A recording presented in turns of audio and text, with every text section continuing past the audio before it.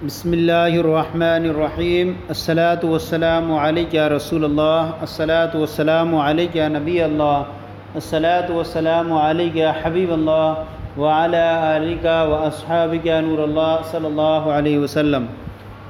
آج ہم آپ کے سامنے ایک اہم مسئلہ لے کر کے حاضر ہوئے ہیں، قضا نمازیں ادا کرنے کا آسان طریقہ۔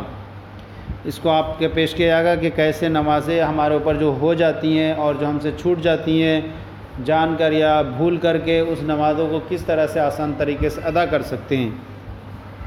بیان فرماتے ہیں، جن لوگوں کے ذمے فرض و واجب نمازیں قضا ہوں ان کے لیے حکم یہ ہے کہ وہ جلد از جلد اپنی نمازوں کی قضا کریں، یہاں تک کہ جن اوقات میں سنن، زوائد و نوافل پڑھتے ہیں ان میں بھی نمازوں کی قضا کریں۔ ہاں، سنن مؤکدہ کو ترک نہ کریں بلکہ انہیں پڑھیں۔ بہار شریعت ملخصاً جلد 1 حصہ 4 مکتبۃ المدینہ و فتاوی رضویہ جلد 3 صفحہ نمبر 622 رضا اکیڈمی۔ جن لوگوں کی بہت زیادہ نمازیں قضا ہوں ان کے لیے شریعت مطہرہ نے کچھ آسانیاں رکھی ہیں، وہ آسانیاں درج ذیل ہیں۔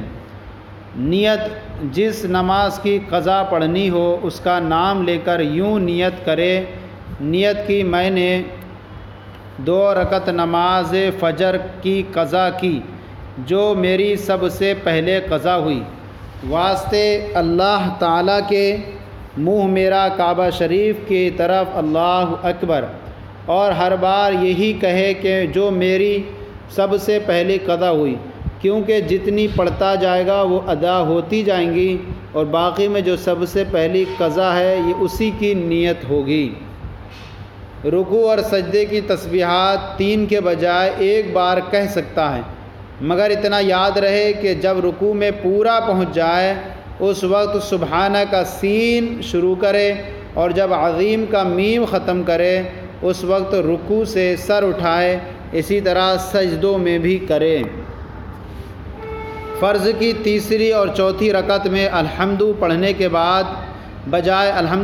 کے بجائے 3 بار سبحان اللہ کہہ کر رکوع میں چلا جائے، مگر یہ خیال یہاں بھی رہے کہ سیدھے کھڑے ہو کر سبحان اللہ شروع کریں اور سبحان اللہ پورا کھڑے کہہ کر رکوع کے لیے سر جھکائیں۔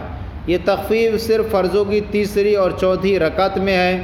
وتروں کی 3 رکعتوں میں الحمدو اور سورت دونوں ضرور پڑھی جائیں۔ 2 رکعت یا 4 رکعت والی نماز میں قاعدہ اخیرہ میں تحیات پڑھنے کے بعد دونوں درودوں کی جگہ صرف اللہم صلی علی محمد وعلی آلہ کہہ کر کے سلام پھیر دیں، یا آسانی کر سکتے ہیں اس طرح قضا نماز ادا کے اندر۔